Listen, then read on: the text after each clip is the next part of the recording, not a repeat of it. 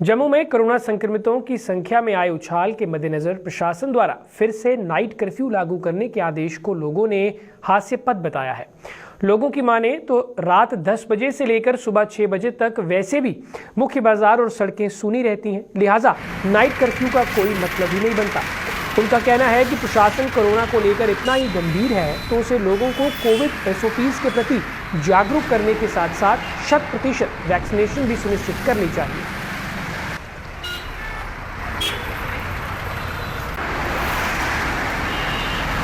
Night curfew का क्या benefit होना, इसका कोई फायदा ही नहीं है। राती 10 बजे बाद वैसे भी पब्लिक घर होंगी है। कुछ ऐसा करन कि लोगों अवेयरनेस प्रोग्राम चलान जेह्ड़े लोगों पता भी चले। अज देखो तुस अगे पिछे जेह्ड़ा कोई ने लोग मास्क लाना ही भुल्ली गेदे। ये नाइट कर्फ्यू का कोई बेनिफिट ही नहीं है। राती 10 बजे बाद तो वैसे भी पब्लिक घर होंगी है।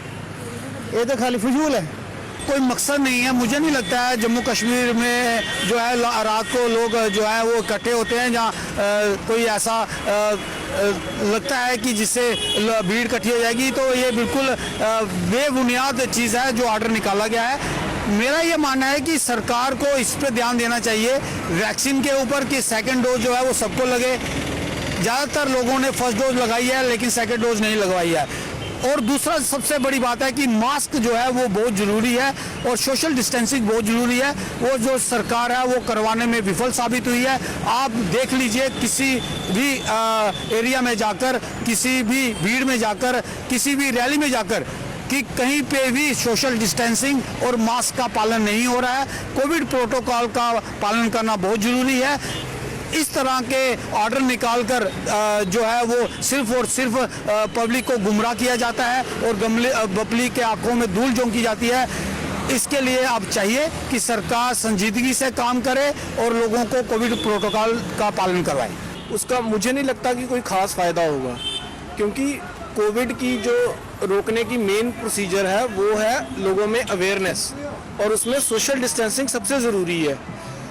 10 से 8 के कर्फ्यू में, 10 से 6 के कर्फ्यू में सोशल डिस्टेंसिंग कैसे आप मेंटेन कर पाओगे?